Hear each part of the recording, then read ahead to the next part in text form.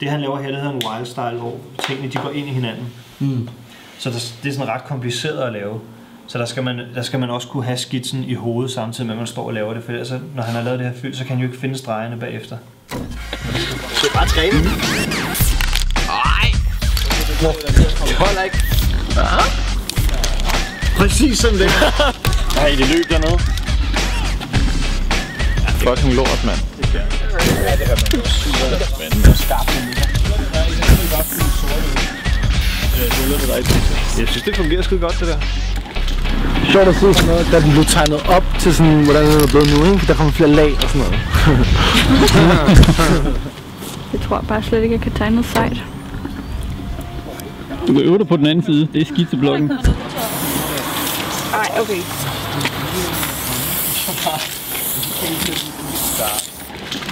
Men de holder den i forhånd.